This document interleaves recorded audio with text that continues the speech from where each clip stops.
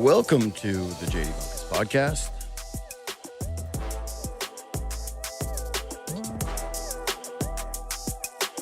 It's better to do this going up than going down, but I fell running up some stairs this morning in front of like a million people, and God, you look like such an idiot. My confidence today is rattled, basically, is what I'm trying to say. All these takes, everything that I prepared for the show. Can you really trust a guy who can't run upstairs without falling? I would say no.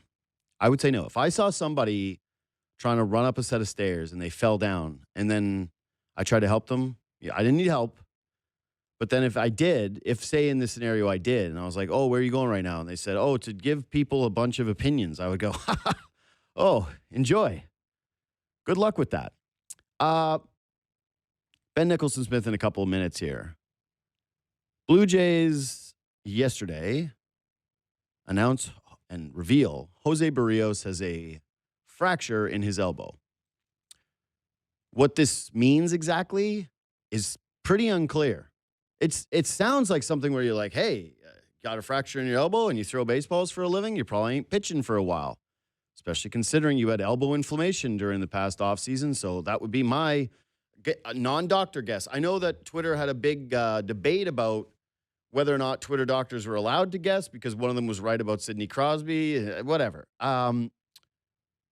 My 0 medical experience, I think the only doctor show I've even watched was I tried to give the pit a go. I got, I think, through most of the first season. Not for me.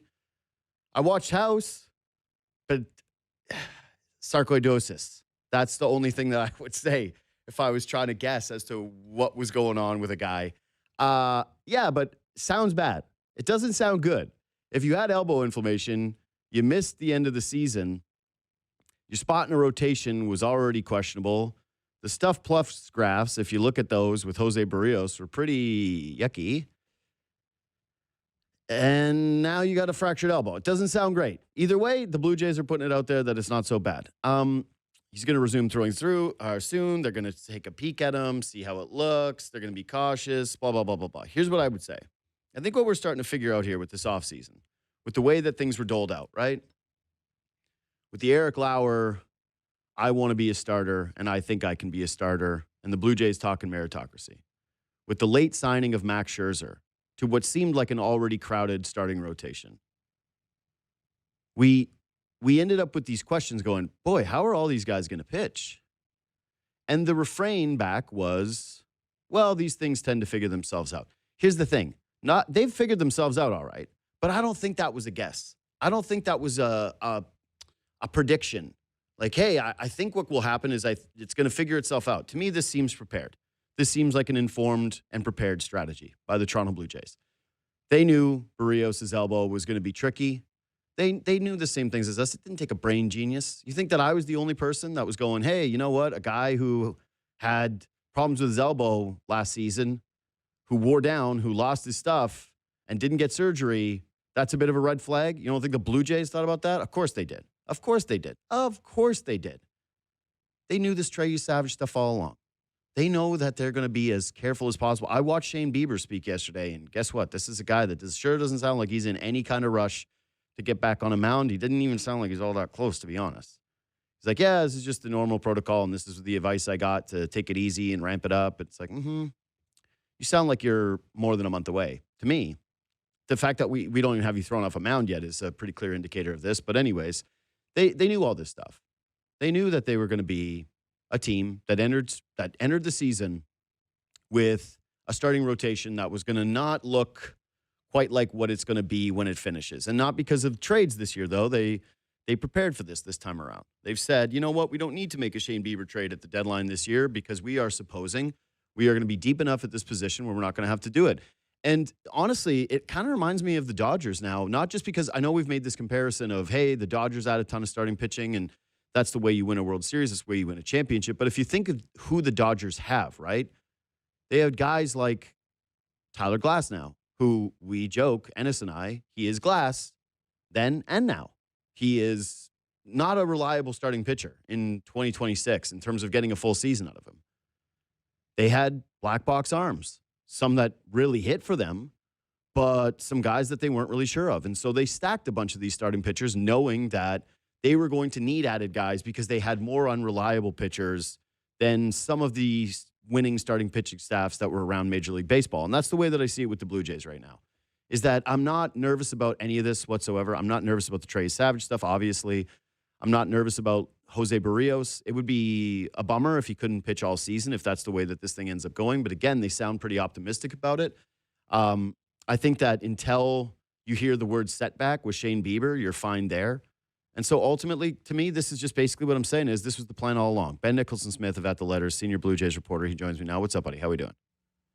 You know what, JD? Doing pretty well. Sorry to hear about that uphill stair fall. Honestly, that would set me back too. It did. That would set me back for at least 30 minits to an hour. Yeah, you and I are both take the subway to work guys, and it was those big stairs at Sherbourne, like the huge. Like I like to run up, which is such a like look at me move in the first place, right? Like Right. I don't There's like an escalator right there. Yeah, but I don't like the escalators. People stand on the escalator. I don't view the escalator as a ride up or down. I'm a mover on the escalator, and I don't like feeling bad about my position with the escalator. And it becomes so packed that I just go, you know what? I'm going to get a couple of extra steps in, but I'm running up. Oh no. And I was wearing a jacket today that has pockets like a little loose, and I'm checking to see sort of if the pockets are secure.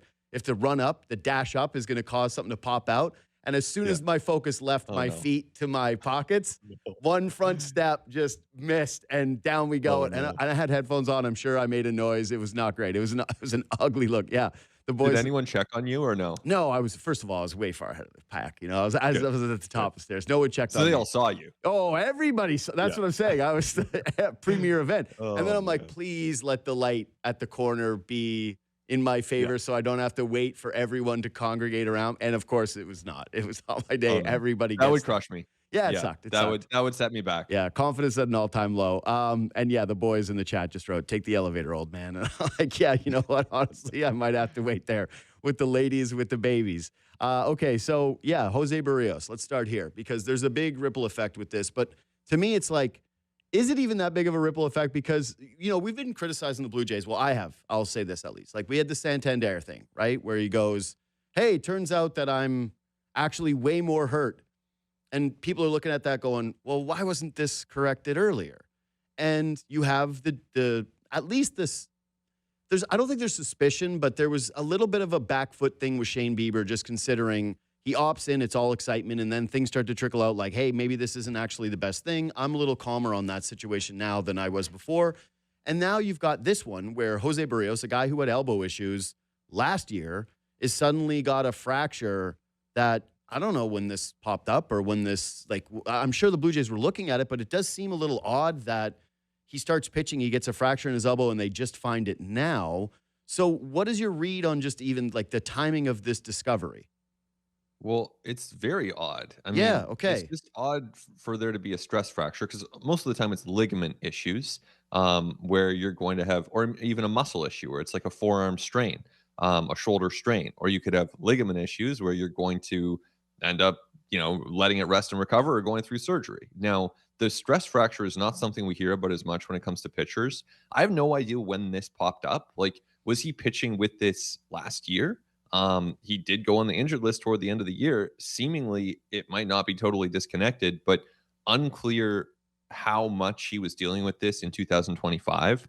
And yeah, as they move ahead here, it's like he's said to be symptom free, which is good, but then it's like there is the symptom of the stress fracture. So you presumably want to let that heal.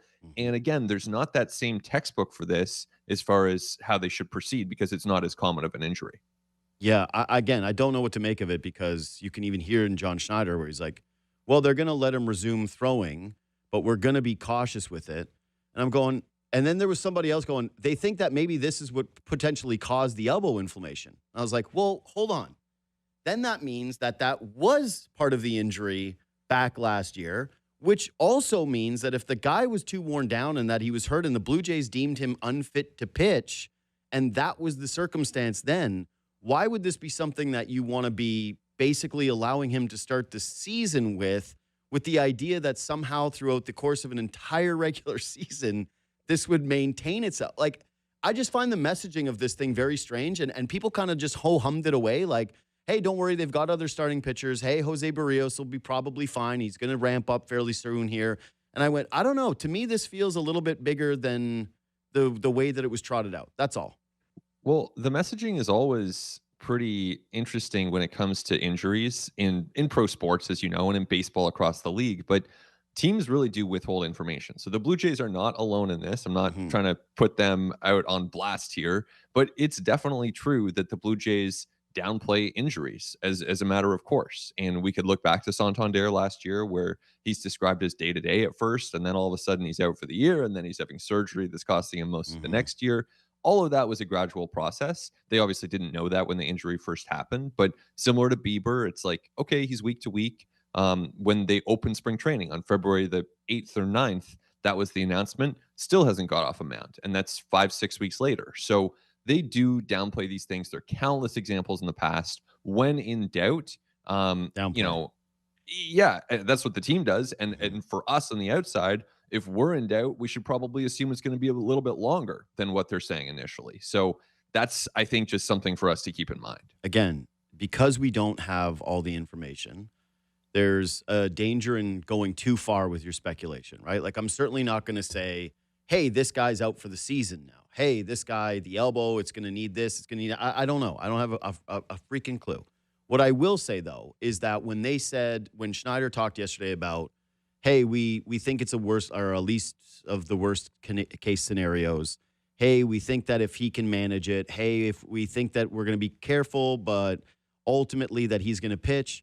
In my mind, I went, yeah, okay, but the other outcome is at least on the table here. Like, if we're going to be considering that and you guys don't have the certainty that it's going to be fine until you get that look, whenever that may be, my guess would be that there's at least a potential for the outcome here where they let him throw, the inflammation gets worse, the inflammation isn't great, and then you're talking about a starting pitcher who had an elbow injury last year, and that you're in the same situation as Santander where they got to look at it and go, well, we've actually got to shut you down for longer than we expected. Yeah, I can't sit here and say that possibility is off the table. I don't think the Blue Jays could say that that's off the table either. Obviously, they're hoping that a brief period of rest can lead to a renewed buildup for Berrios, and then lo and behold, he's there as a starting pitcher backup within the month again, and he's woven into the rotation, and everything goes great. That's your best case scenario now, because at this point, he's not starting healthy on the team. He had built up more than any other pitcher, as you know. I mean, he had gone up to like 4 or 5 innings. He was throwing a ton. He was throwing close to 95. Right. So, which is just weird. It's just bizarre because, like, again, I don't understand the medical science behind all of this, but clearly, he was taking the mound. He was pitching. And now he's going to shut down, so it will take time to ramp up. And so one would assume it'll be at least a few weeks before he's able to get back to where he was before, at which point the season's already underway. And then in a best case scenario, he's joining the team mid-season, at which point, they're going to have a need for a starting pitcher. We don't know how soon Berrios is going to be ready. We don't know how effective he's going to be when he is ready. We do know that need will emerge at some point for this team. So the only part of this, because I have my conspiracy theory take on this. I've got my own little opinions. But when he wanted to go pitch for Puerto Rico with the World Baseball Classic, at that point, don't you need to get checked out because insurance has to take a look at you?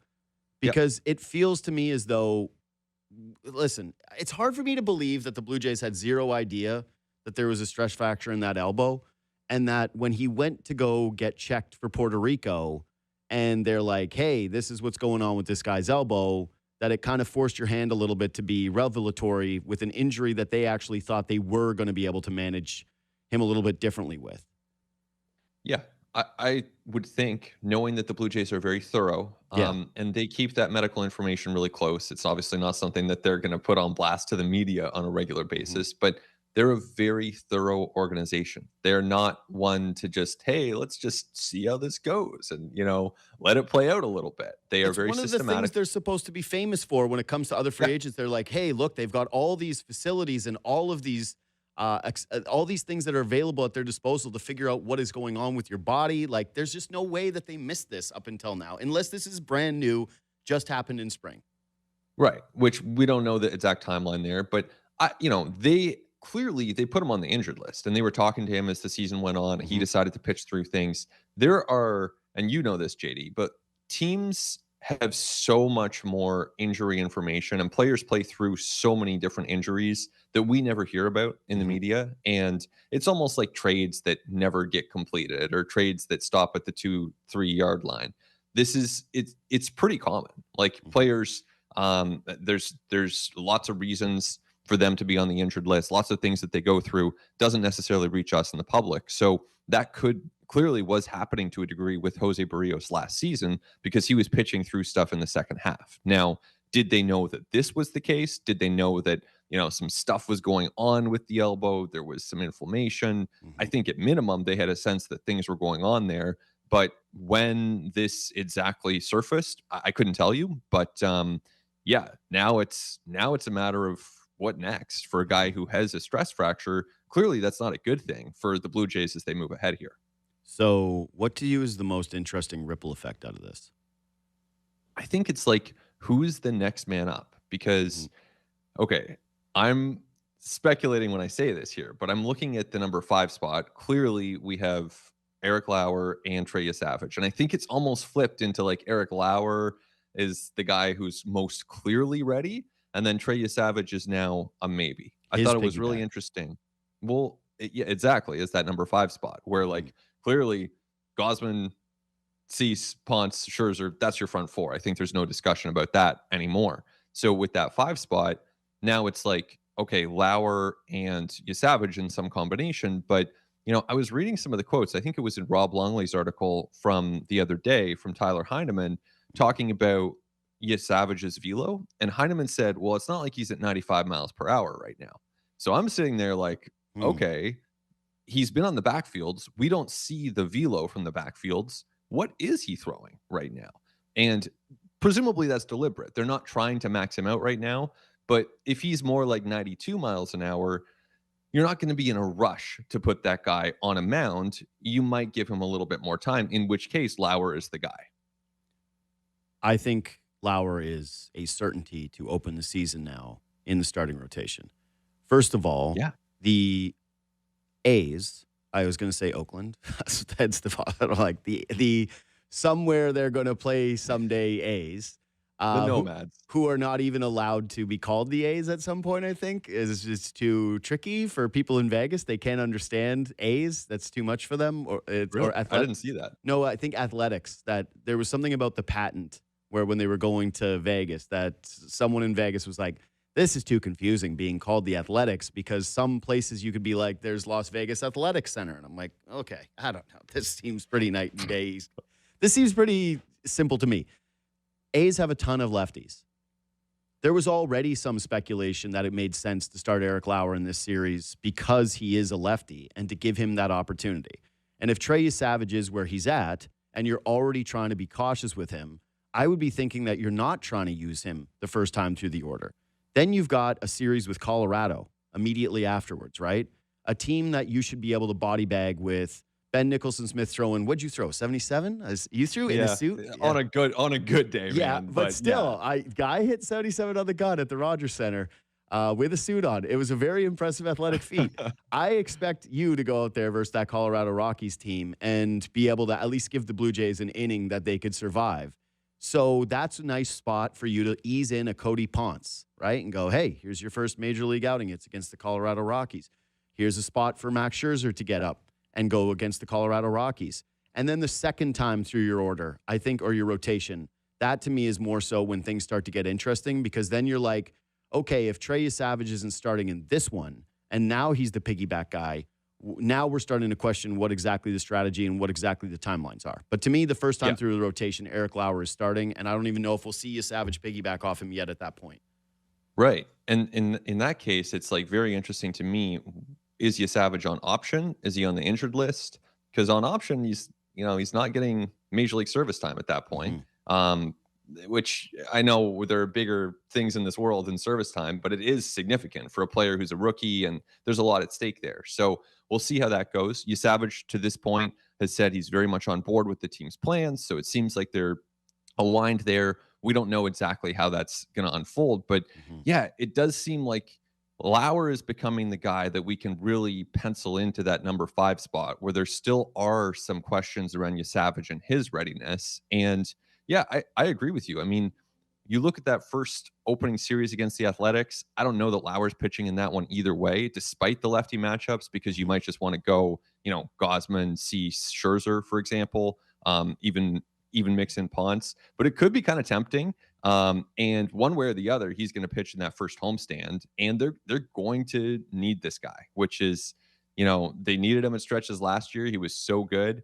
And now they're at a point that the starting rotation is like, it's good. It's still a really good starting rotation, but you start looking at, the Red Sox with Connolly Early and Peyton Tolley in the minors, a couple like really, really good pitching prospects. The Yankees with Garrett Cole and Carlos Rodon coming up to supplement their front 5 that's already very strong. It's like pitching depth is kind of table stakes. You have to have it. And with Berrios on the sidelines right now, I know like it doesn't impact anything for the first week. It doesn't change my expectation for the first 2 weeks even. But at some point, they are going to need José Berríos, and they're going to be going to like a Laz Estrada. They're going to be going to a Grant Rogers. With all due respect to those guys, and maybe they're going to come up and shove, but it's really useful to have even a 4.50 ERA pitcher.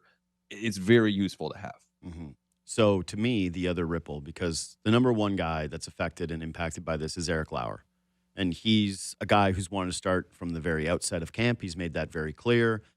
John Schneider yesterday saying he's firmly in the mix for this spot.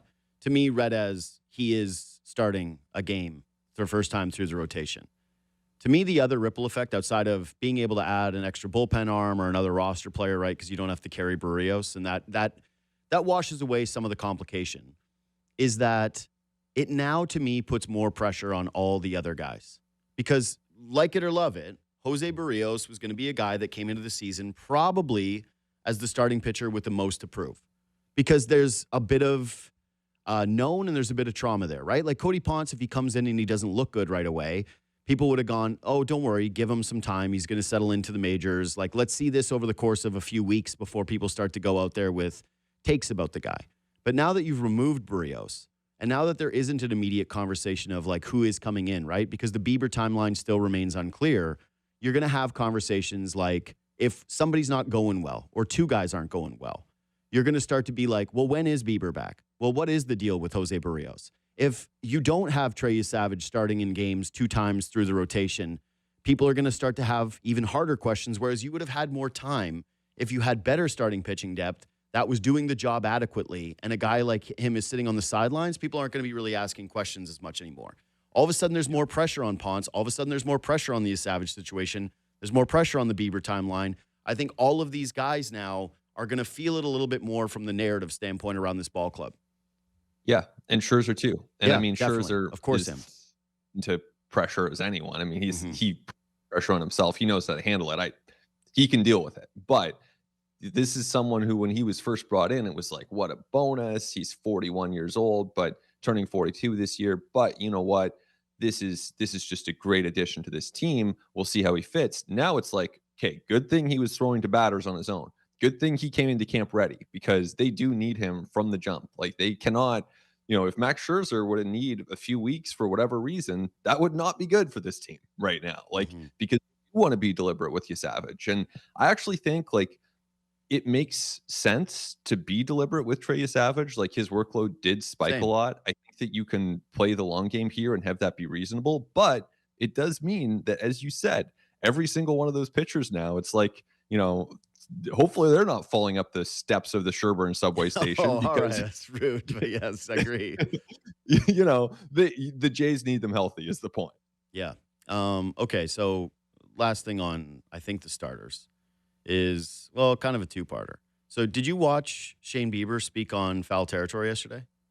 I saw some of the clips coming out from Jay's camp, but I did not see the Bieber Okay, one. so essentially they asked him about him opting in, right? And I believe this is the first time that he's spoken this deeply on the subject matter. But he mentioned that they got close and he loved the atmosphere, the clubhouse, and that they were so close there was some urgency for him to come back.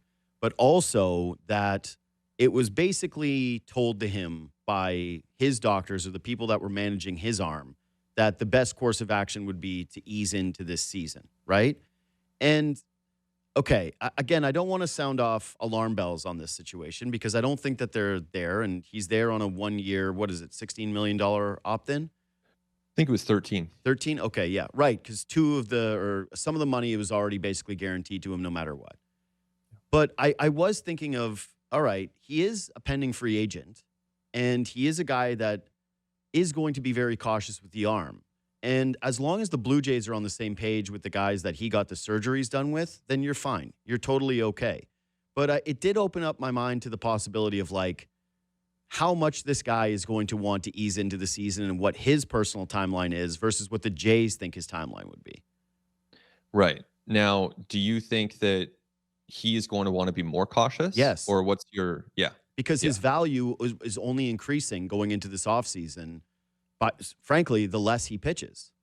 Well, as long as he finishes strong. That's what I'm saying. So much of, and I hear that for sure. I think that a lot of free agency is not like you don't get rewarded in free agency for hauling 170 innings Right. if your ratios are bad, if your That's velo is down, and pitchers know that. However, you can go out there and, pitch maybe 10 starts down the stretch. And if you finish strong and if you're healthy and if your velo's up and if your whiff rates are good and, all the metrics that we look at and the teams look at, the extension, the ride, you can look all that stuff up. And if those metrics are good as the season's coming to a close, you're going to be in demand. Now, there's also the medical issue because Bieber pitched well down the stretch last year. He has to feel healthy. That element has to be there as well. And so I don't know. I think the Jays and Bieber are aligned. Like my read on the player team relationship is that it's always been very good. And even the fact that Bieber did opt back in, there's never been any sort of misalignment that I've been able to sense with these two. And certainly, Bieber's comments about the organization as a whole are glowing when it comes to the time that he and his family have had in Toronto, even though it was a brief time. Seems like they really loved it, which is great. So I think they're on the same page, but you're right. There could be a certain point, and this is kind of always the case because even like the coaching staff is kind of in go mode because their job is like, we need to win today's game. So the coaching staff needs to be kind of aggressive on that front. And then oftentimes the front office will take a bit of a different stance where they take the longer view. And the same can be said for a player and his representation. Yeah, I guess, again, I'm not trying to doomcast this scenario. I certainly don't think that there's any cause for concern as I'm trying to outline here. Where I'm sort of going with it, though, more so is this guy is very cognizant about trying to keep his arm healthy, as he should be, right? As the Blue Jays should be as well, right? They want the most effective Shane Bieber come later in the season. But it did make me think about how when it first was announced to us, right, that he was going to start the season on the IL, that it was the forearm strain, I believe, or that they were just going to be overly cautious, that read a little bit like, okay, maybe he's going to miss a couple of weeks. Maybe he misses a month. And now to me, it reads a little bit more like, if this is 2 months, nobody should be shocked. Right. I think that's a really good read. And I think they said week to week, like that. Those were the exact words that John Schneider said. And maybe it's more month to month. That's it. Really. That's what I'm saying. Yeah. And I think like at this point, he's going to need a 6-week ramp up once he gets off a mound, which he's not on a mound. Yep. We'll see when that happens. Like maybe his debut is in June. I don't know. Nobody knows at this point. But I do think like for everyone's sake, it probably makes sense to just let this play out kind of slowly and not assume that he's going to be rushing back. Even once he does get off a mound, they're going to be deliberate about it and with good reason, because that's what Shane Bieber wants. That's the Blue Jays have talked to doctors about this. So they have reasons for doing it. And in the meantime, it's a question of making sure that you have enough pitching. And so this is where it's like, does the spot that opens up because Berrios is going to be on the IL, that means you're carrying one less starting pitcher. It opens up the bullpen a little bit more. Do you maybe select the contract of a Connor Seabold? Do you take a Rule 5 guy? I mean, I'm probably not the one who's going to take a Rule 5 guy in the season you're trying to win, but that's a possibility the Blue Jays can consider. But now they have an extra spot. They need results from that extra pitching spot because some of these guys that are bigger names are not going to be healthy to start the year. Yeah, that's all I'm saying is that there's going to be a ripple effect of more pressure on other guys in terms of wanting more clarity on what timelines are. If you would have opened the season with Berrios and he was a competent fifth starter and you had Eric Lauer as a swingman, right?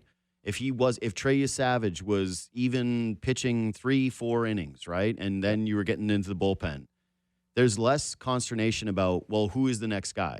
But now you are one injury away from, as you just mentioned, the Estradas of the world, where all of a sudden your pitching rotation doesn't look overly deep and people are going to want to ask questions. And so that's all it is I'm still confident in this group. I think that they're better suited than a lot of different teams. They prepared for this outcome in a very brilliant way. They deserve credit for that. Like I mentioned off the top, this wasn't just a loose prediction. This felt like more of an informed and prepared strategy with these guys. But yeah, it does open up more question marks in terms of what if one thing goes wrong, or what if one timeline gets delayed, or what if one guy can't come back when you expect him to. Okay, so the roster question mark of this, like, because that's the other ripple.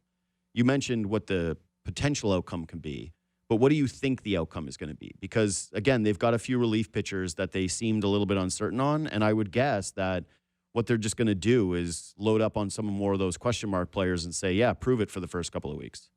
Yeah, and I think there's nothing wrong with that because, Agree. again, like you got some stretches against the Rockies in there, and not to assume too much, but like you might be up 6 runs in one of those games, in which case you can get a look at a player or two, and it's kind of a free look, which is great, and rest your other guys. So the other thing is they play at home a lot to start the season. And that's great from the standpoint of fans and media because we know the games are going to happen. There's not going to be a rain delay at Rogers Center, which you can't say for a lot of places this time of year. But it also means the games are going to happen. You're going to pitch a lot of innings. There aren't going to be a lot of breaks. They are going to be in go mode from the start. And you never know if someone goes 2 1/3 one day, that sets everything off for the entire group. So you are going to need that depth. I think that my gut says for a contending team, as much as Angel Bastardo and Spencer Miles have big stuff, my gut says for a contending team, you don't do the Rule 5 pick. So I think that would open up room for, Tommy Nance, Braden Fisher, Mason Fluharty. Those guys go from likely to even more likely. Okay. Then I think you've got someone like a Chase Lee who has options, but he now has a clearer path to breaking camp with the team.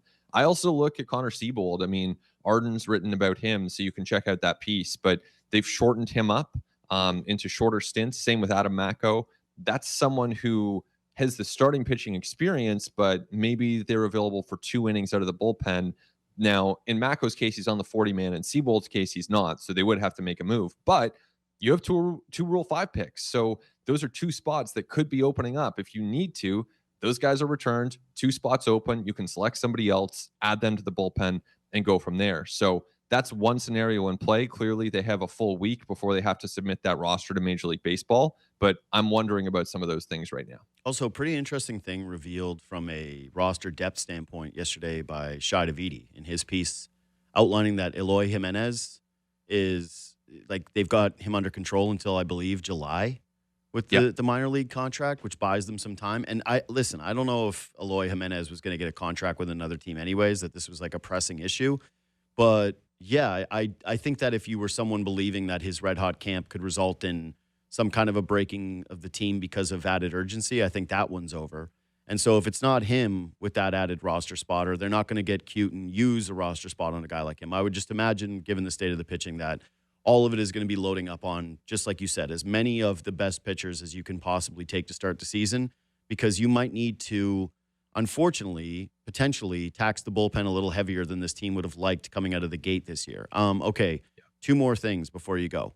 One is borderline lazy, which is just, so I've been really focused on the World Baseball Classic the last couple of weeks, right? Yeah. And I've been watching the other professional sports that are running. I've been prepping for March Madness, and my eye has gotten a little loose on following the day-to-day of spring training. Like, it just has. It's like I cared about the World Baseball. It's hard to watch a Jays spring training game when I can watch Venezuela playing for their lives. Well, yeah. Yes. For sure. So it's night and day. So I'm just saying that it's fallen down the docket a little bit. So for me, the last 2 weeks have been sort of nothing. And then the Berrios thing happens, and I go, okay, this is a great spot to jump back in with Ben before next week, the season opener week. Is there a story to you that you think has gone a little under the radar these past couple of weeks with the overshadowing of the World Baseball Classic, the conversations about Canada making the quarterfinals, the impact of that, and also just watching teams like the Dominican Republic, Venezuela, the conversations around the United States? Is there something that you feel has gone under the radar? Yeah, I think like to me, it's actually connected to the World Baseball Classic where, Hmm. you know, Ernie Clement, okay? So cool experience for him. And wouldn't, if Team USA invites you to play, of course, you're going to take that invitation. I do think it's going to be interesting for him returning after essentially being away for 3 weeks, Not taking swinging a ground bat? balls, Yeah. taking PP, Yeah. but not getting any game Yeah. reps, right? Like that is going to be somewhat of an adjustment for Ernie Clement. Hmm. I think on those lines too, it's like Vlad Jr. We saw how dialed in he was Yes. in his games for the DR, and how fun is that? Like it's so cool watching Vlad Jr. perform at that level. We saw it in October, and here he is in March doing it again. Now, to me, it's like, okay, you have this intense ramp up to the World Baseball Classic and everything that went with that, which is awesome, great tournament. Now he goes back to like Dunedin, Florida, and Tampa and Bradenton for like another week, and the intensity is really going to drop. Then it's like back to Toronto. Okay, opening day. It's going to be a sold out Rogers Center. I'm sure you'll be there, JD. I'll be there. So many people listening will be there. It's going to be really cool. It's going to be emotional. It's going to be a distinct moment in the season, and people are going to be amped up. And I guarantee Vladdy is going to be amped up. And then 3 days later, it's like you're playing the Rockies in front of a smaller crowd. And I think that it's going to be important for Vladdy as he looks to unlock even further levels in his production to find a consistently high level of intensity that he can deliver on a nightly basis. And I think he's done a good job of doing that over the years, but maybe there's even further for him to go. And I found myself wondering that when it came to the World Baseball Classic, not to not to be too greedy. I mean, Vlad Jr. is already a very, very good superstar major league player. But the intensity question, maybe because he's intense all the time, but it's just that extra level that we saw during the World Baseball Classic makes me think about what the regular season is going to be like in the aftermath of I'm that. totally buying that. In fact, I love that. Like, because when I was watching the DR games and texting with a couple of friends, people were sort of pointing to the same thing. How Vladdy finished this World Series with a ton of confidence. He goes and plays with the Dominican Republic, and he's tearing the cover off the baseball. He looks incredible. He is playing with a ton of passion. That there's potentially, you would hope anyways, some carryover from those two events into his confidence coming into the season of, no, I am back to being one of the premier players in this game, and not making sure, but I feel a little bit more confident that, yeah, he is going to come in locked in. And listen, man, like Vladdy had a great season, like a very great season, but the playoffs were unbelievable. And the regular season, there were times where it was a little underwhelming. Like that's a flat out thing. Like he didn't hit 20 home runs until very late into the season. And I am kind of expecting him, for an offense that lost Bo Bichette and has a couple of question marks, for him to carry them a little bit more out of the gate. And I think it's interesting because okay, you could flip it, and you're the Leafs guy in this conversation, JD. But I get the sense that with the hockey team, there's some players who are seen as very good regular season players. Do they deliver in the playoffs? That's another question. Then it's like the Yankees, Aaron Judge, right? Yankees fans will tell you he's an amazing. I mean, everyone knows he's an amazing regular season player. Hasn't always been there in the big games. Now with Vlad Jr., there is now no doubt that Vlad Jr. is a big game player. Correct. We've seen it now, even when he was a prospect coming up. Oh, big game in Montreal where his dad played. He goes yard. Oh, home run derby. He's like 19. All the other veterans in there are kind of giving him side eye because, they think he's too young. Oh, he goes off and like hits the most home runs ever in a round, goes on to lose to Pete Alonso. Then the stage gets even bigger. He's in October, sets Blue Jays playoff records. Then he goes to the World Baseball Classic. He's going off. So this guy can perform in big games. And I think out of the, if you have the choice, you want the guy who can perform in big games. That's amazing. Clearly, Vlad Jr. can do that. But if we're going to be greedy, then maybe it's, oh man, could he have a little bit more of that intensity on May the 15th? And maybe that is greedy, but I do wonder that as an observer. Well, there's only 2 months of the season where Vlad OPS'd under 800 last year. One was at the very end, which was very public because people started to ask the question of, is he wearing down? And turned out no. Turned out no, not at all, because of the way that he performed throughout the playoffs. But the other was the very beginning of the season. And we had conversations like, hey, was the contract hanging over his head? Hey, is he feeling the added pressures of signing this deal? Hey, like, is he properly ramped up to start the year? He, through April and March of last season, he had a 763 OPS. So if you can just get from Vladdy what is essentially his normal throughout the rest of the year, which rounded out to, I think, somewhere around like the 865 mark, what that does for your team to start the season versus what he was to start the season last year. And I think that there's a lot of reason for optimism there. Yeah. And again, like, just to clarify how I'm framing this, like, this is a great player. This is someone that's, don't worry about that. Don't worry. But yes, no one's reading that. I do wonder that, right? Ben Nicholson-Smith. Because it's like, we're gonna actually do that. We're gonna make a clip today that frames it like you're questioning Laddie. Oh boy, supercut. Yeah, give me a nice little supercut. We're just gonna use AI. Just actually distort your words entirely. Oh, great. Be like, Vladdy, bum? Is he a bum? Is he any good? Or was this just a fake World Series run? All right, last question. I talked about this with Carabas yesterday, but I did want to pick your brain on it as someone who is very plugged in. I felt optimism coming out of the World Baseball Classic in the sense of baseball is in such a great spot. Ennis describes it as baseball nirvana, that he's very optimistic about ABS. Obviously, we've seen the benefits of the pitch clock. Obviously, we have this tremendous amount of star power throughout Major League Baseball now, where there, to me anyways, feel like more recognizable names that people care about, at least the depth of it, maybe not at the very top, than we've had in the last 15 years. Like, everybody's got somebody. There's tons of compelling players on any given night that you would want to go and see. There's a bunch of money being made. You and I were sharing back and forth yesterday the new Forbes list of the valuation of some of these teams. And everybody's doing very well right now. The sport is in an unbelievably healthy place. Attendance numbers are up. Viewership numbers are up. And then you have this World Baseball Classic event where a lot of people tune in for it. And it seems like it gets player investment and fan investment. And while Carabas kind of pushed back how he talks to a lot of players and most of them still feel like there's going to be a lockout coming, I have to wonder if there's at least starting to grow a little bit more sentiment amongst people that there won't be a work stoppage given just how good things are going with baseball and how detrimental it would be if we miss games next year. Right. I mean, I would love to believe that there won't be a work stoppage, and I will be so happy if there isn't one and if this can all be resolved. I don't like where this answer is going.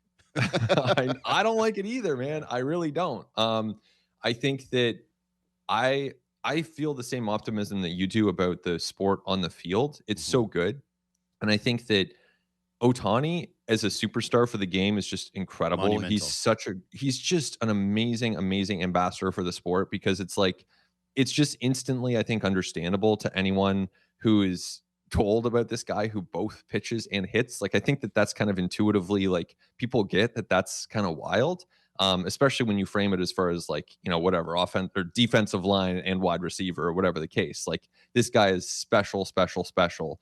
And beyond that, you know, he's an international superstar, and he is, you know, has all these like Hugo Boss ad campaigns and whatever else. So there's that. I think that the game is just so compelling pitch to pitch. When I heard you and Ennis talking about the pitch clock the other day, totally agree with that. It's just like incredible as an innovation for this sport. And I mean, the ballparks are cool. Fans are showing up. It just seems like we're in this great equilibrium. At the same time, you know, the people that I've spoken to who actually have a stake in the game, because of course, those of us in the media, we're observers, we're on the outside. Media fans have no seat at the table when it comes to the collective bargaining agreement. The people who have a seat at the table, it's 30 owners and it's 1,200 players. And, you know, to an extent, minor leaguers have a voice there, but essentially it's those 30 individuals and those 1,200 individuals. And until they see eye to eye and find an agreement, then the possibility of a lockout looms large. And I hate being the bearer of bad news there. I wish I could say otherwise, and I hope that I am wrong. But as of now, that is a real possibility for, you know, the starting December 1st and going into April of next year at minimum. The thing that I would be trying to sell to the owners right now, and Carabas made a great point where he said the last CBA negotiation was where they viewed it as we're kicking this salary cap issue down the line. So to sell that on twice in a row is very difficult because you're going, well, isn't this just going to happen every single time? But your sport also has the potential for another monumental win, which is just to avoid the work stoppage and the way that fans are going to feel if this is avoided. Like, there's a huge PR gain for you as an ownership group if you state, hey, privately you're going to have your little cabal where your whole plan forever is going to be get a salary cap into this sport, right? To become more advantageous, to control more of the money, all of that. But there will come a time where baseball is not going to be as popular. That's just the way this thing goes. It's an ebb and flow cycle. There will be a point where you're going to be able to try this. You're going to probably have an even weaker union as time goes on because of the departing interests of some of the players, the fewer people that identify with the past history of the game, all this different stuff. That this is just not the time to do it. You can't win against players who understand fundamentally that everyone is going to be behind them and who love the product right now and view that the owners are not going to be the ones that are looked at as the greedy, evil capitalists who are ruining this sport. And if they can just say, we're going to sign a shorter CBA and kick this can down the road just a little bit further, where you're going to try to dig in on this, God, the windfall that you're going to be able to have from it is going to be monumental. But also, you keep the momentum going for a sport that has more momentum, in my opinion, than any other, because the NFL is the NFL, right? It's massive, and it's untouchable, and no one's even come close to it.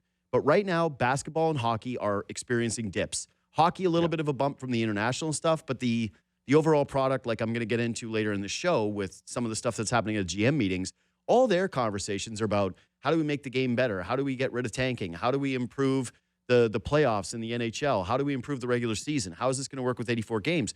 Baseball has none of that right now. There's not one conversation I'm having with people about like ways to fix the game. Oh, no. People understand it's a great product, and, like, every October, I'm like, "Man, that was such a good Unreal. playoffs." Like, World Baseball Classic, so good. Even the regular season is great, and I think for those of us in this market, that the prospect of missing games in 2027 is even more crushing Daunting. because Yeah. the Jays are doing so well, and Yeah. it would be Vladdy's age 28 season, and ticket sales are great. There's so much optimism and chance to grow the game, so it would be a shame, but even zooming out beyond Toronto, you could talk about this in the context of Pittsburgh and Paul Yeah. Skeens, or Detroit and Tarek Skubal, or well, I guess he'll be a free agent. But there are so many different reasons to want this.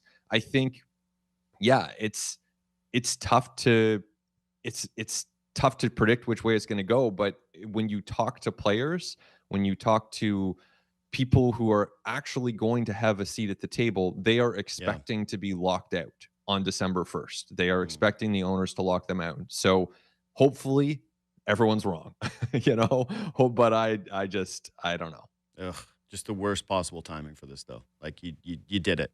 You turned baseball around. You turned it around from a sport that had average viewership numbers of it was like 60 years old was the average baseball viewer. The numbers were on the decline year over year. It felt like there were no stars. It felt like you couldn't have a baseball conversation on a national show in the United States, period. That there was no compelling player, that there was no compelling narrative, there was no compelling team. And here we are, and now you're going to topple the apple cart. It can't seem dumber to me as an outsider. Again, some Yeah. billionaire would explain it to me about the extra billions that they're getting, and I would go, yeah, I guess. But at some point, you just got to look at this from a long range strategy, and I think this is so short sighted to get the nickels now. Yeah. Obviously not a billionaire, never will be one. So No, it's not a perspective that I necessarily can truly an speak to. But impossible route, but yeah. yeah. Yeah, yeah, it's we're just I agree with you 100%. I mean, the game is in such a good spot. So for now, we know we have this season. We know it's going to be super compelling for the Blue Jays, and we'll see where it goes beyond that. But I'm excited to have it back. Like I'm So excited. starting But I to don't want it to loom yeah over the year, and it is. no It is. It's going to loom over the deeper we get in the season, the more it's going to pop up, and it's going to of course it loom, man. will. It's going to loom. Well, even you think about the trade deadline, for example. Mhm. Well, for the teams that are in it, it's like you got to Of go, you got course. to go, And the Blue Jays will be in that tier as long as they're in the race. They're going to be pushing go. We know that for a fact. But it will loom because there is a whole lot of uncertainty, to put it gently, for next year. Yeah. Ben Nicholson-Smith, again, listen at the letters, follow all of his work on sportsnet.ca. Thanks as always for making time, buddy. I appreciate it. You got it. Thanks, man. Yep. See you, buddy. Ben Nicholson-Smith. All right. Reach out anytime on Twitter and Instagram at JD Bunkis. I'm going to take a quick break. I want to come back. I had a thought about Sidney Crosby yesterday, and also I'd like to admit that I was wrong about something. Recently, our company softball team lost the big game by 1 run. Then Dale tried to console us with the quote, "Winning isn't everything." Well, Dale and I are very different. I get early payout from Bet365. If my team goes up big, I get paid out instantly, even if they blow the lead later. Sound familiar, Dale? Thanks, Bet365. Must be 19 or older, Ontario only. Please play responsibly. If you have questions or concerns about your gambling or the gambling of someone close to you, please go to connectsontario.ca. T&Cs apply. For the ultimate March break family adventure, head to Scotiabank Arena for another unforgettable fan experience. March 19th is Leafs Fan Day with the Leafs and Scepters 3-on-3 showcase. Interactive events, prizes, alumni appearances, and incredible retail discounts. Bust that boredom and have a fun day.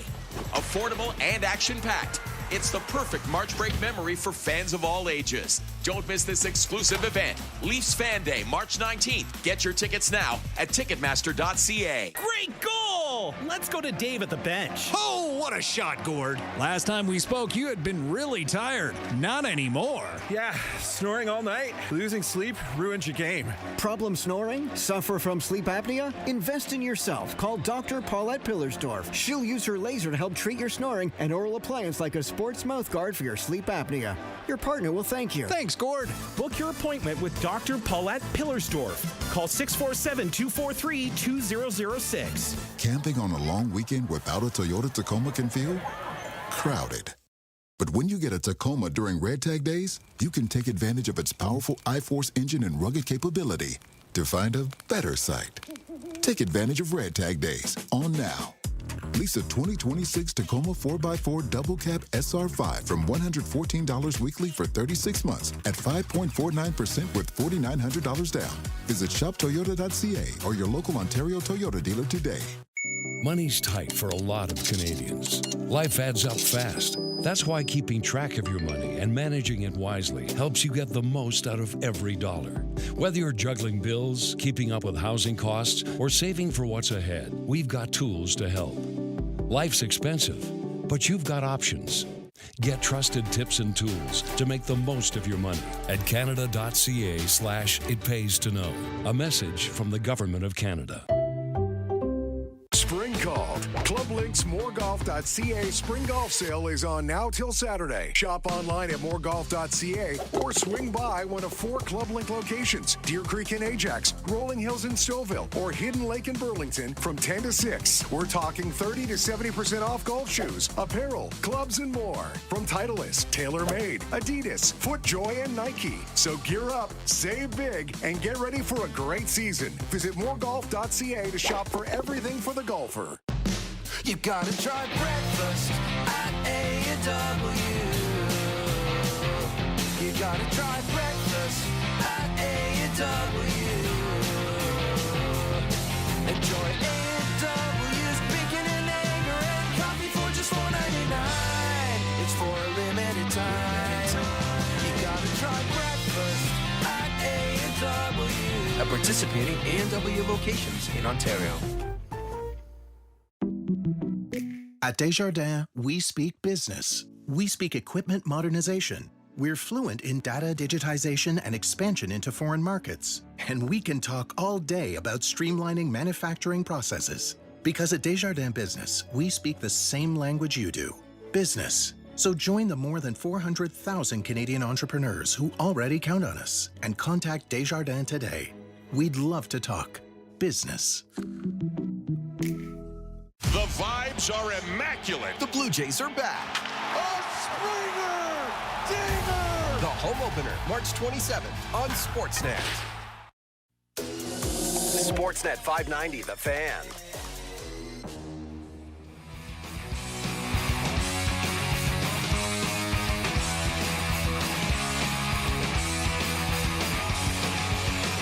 So 2 quick things here.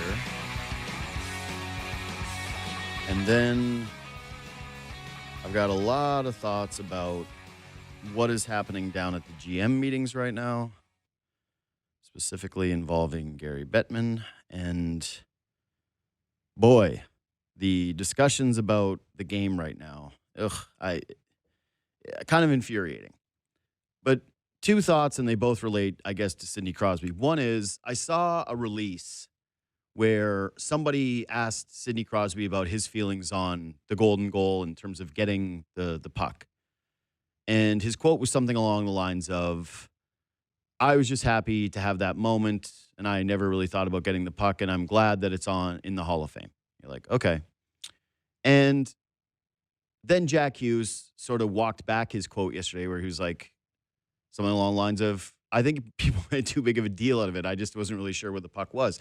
Yesterday, I said that if Jack Hughes really wants the puck for his dad, why not just give him the puck? And the more I thought about that last night, I was like, no, that's wrong. It does belong in the Hockey Hall of Fame. And I touched on this a little bit in what we missed, how there's a great impact for the Hall, for other people to come and want to see that puck. It is a huge touchstone moment for American hockey fans. And while it might be difficult to see if you're a Canadian that you're walking through those halls, it's a cool thing for them to have. And there is an element with the Hockey Hall of Fame where you do have to be stewards of the game, and you do have to be ones that make sure that you're looking out for holding on to the history and the memorabilia that is important to the game at large.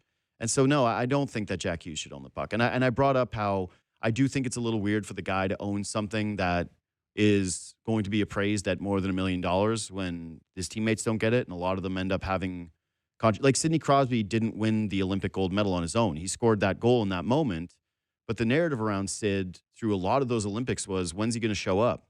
When's he going to be the big name? When are we going to get the return on the greatest player in the game? And it turned out to be in the biggest moment. Either way, I think that the puck should be at the Hockey Hall of Fame. I don't think that the player should have a right over it. It's not his team. It's not his club. Like, it'd be a different story if it was a goal he scored for the Devils and they viewed it like, hey, you know what? We want you to have this puck. This is a little bigger than that. So, yeah, I think the Hall should have the puck. Nothing overly interesting there, but I was wrong. 2, though, is Sid makes his return, and there's a video of him in a penalty box. And he's sitting there, and he's yapping it up with a Carolina Hurricanes fan. And it's a fun moment. Sidney Crosby showing a little bit of personality, showing some joy, has a big smile on his face. The other fan has a big smile on his face. And maybe this is like I don't know, some people might perceive this as like an unfair conversation, or this is undue criticism, but it's not criticism. This has nothing to do with saying one guy isn't loved and the other is, because I think both these players are. But it did just make me think about Sid's final couple of years and what we have here in terms of I don't want to say one-of-one player, but just how special Sidney Crosby is and what he means to hockey in terms of, I think most fans love him. Most fans adore Sidney Crosby. And not just like respect Sidney Crosby, because that's different. No, everybody marvels at his ability. But I think that there is something about him where he's just loved. And part of this is that he won younger.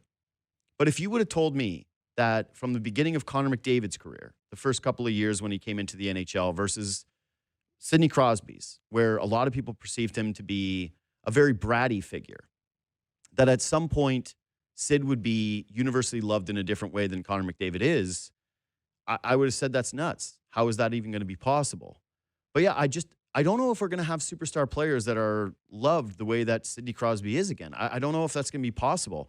And granted, like, part of the reason why I think that it isn't the same way with, even though Crosby puts in all the work, everything is, all the stories are about how, you know, he has one sleeve of cookies every year and he's dying to compete and he's the first guy on the ice, all that different stuff. There's an intensity to McDavid that resembles more of like the Mamba mentality, the Kobe Bryant stuff, than I think Sid has, which is just a little bit more of a relatability score, whatever that is. And I don't know if it's because of a bygone era. I don't know if we're going to look at superstars the same way anymore, if this is just a viewership habit. But I don't know if we're ever going to love a superstar in the NHL the way that we just love Sidney Crosby. I don't think it's going to happen the same way for McDavid. I just don't. Anyway, maybe it changes at the end of his career and I was wrong. But the way that I feel about it right now in this moment with him at 29, basically the year that Sid won his third Stanley Cup. I have a tough time seeing it. Anyways, quick break, and I want to talk about Bettman and the GM meetings. The legendary Yeti thrives in cold environments. Just like my Subaru, all-wheel drive is like having an extra pair of Yeti legs. The Yeti's natural habitat is in colder climates, but it's been spotted all over Canada. Just like Subaru, we go everywhere, enjoying winter with the little ones. They grow up so fast. Legendary winters await, so hurry into your local Subaru dealer for lease and finance rates as low as 0.5%. Conditions apply. See dealer for details. Subaru, uncommon comes standard.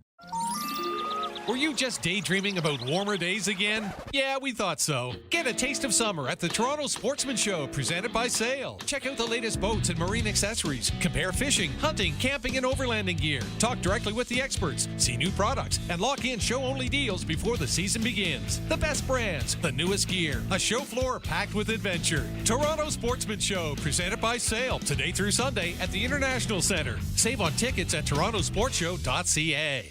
As Canada stares down economic uncertainty, we're ready with a plan to protect Ontario.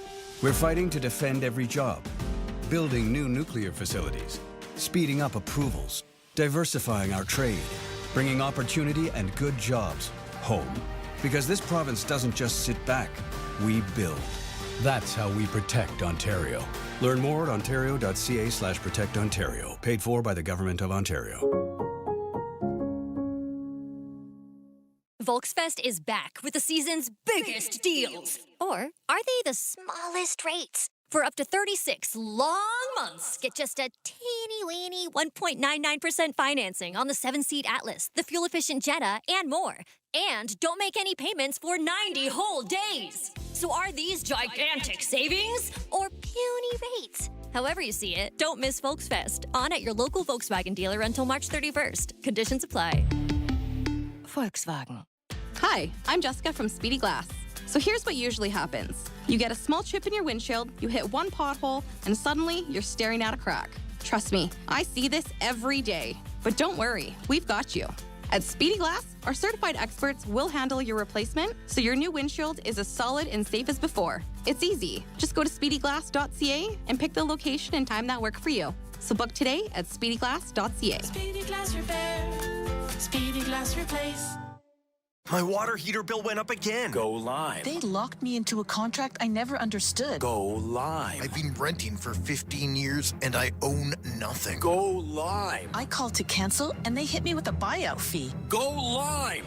Whatever they're putting you through, there's 2 words that fix it. Go Lime. Up to 50% less on your monthly water heater rental bill. 8 months free before March 31st. GTA homeowners, search golime.com/radio right now. Terms and conditions apply. Go Lime. Meet iPhone 17e. A whole lot for a lot less. With an almighty, all-powerful A19 chip.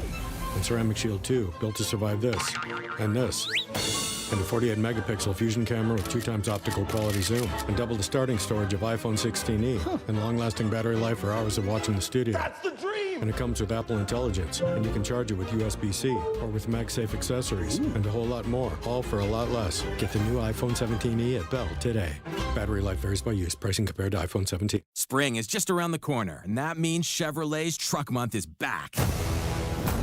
For a limited time, get 0% financing for 72 months on the 2026 Chevrolet Silverado 1500 Custom Trail Boss. Canada's most affordable 2-inch factory-lifted V8 truck. With Silverado's off-road capability combined with its powerful 5.3-liter V8 engine, you'll be ready to take on whatever lies ahead. Hurry in, Truck Month won't last long. Visit your local Chevrolet dealer for details. Turn your overhead space into valuable floor space with CanadaMez.ca. Whether you need a storage platform or a multi-level catwalk system, CanadaMez.ca will work with you to create the best solution for your business, all for a fraction of the cost of a new building. A proud Canadian manufacturer, CanadaMez.ca products are designed in Canada by Canadians using Canadian sourced materials. Get your no-obligation quote at CanadaMezz.ca and see how they've been creating space for your business for over 60 years. The Hyundai Upgrade Your Ride sale is here. Step into a new Kona or Elantra, both with a best-in-their-class new car warranty. If you're already a Hyundai owner, get up to a 2% loyalty lease rate reduction on Kona and Elantra. Or get up to $750 off when you make the switch to Hyundai from select brands. Hurry! The Upgrade Your Ride sale is only on from March 19th to the 31st. Conditions apply. Visit your local Hyundai dealer today. Tonight, don't miss an all-new episode of Law & Order Toronto Criminal Intent at 10/9 Central, following Law & Order at 8 and SVU at 9/8 Central on City TV, or stream it on City TV+. CJCL Toronto.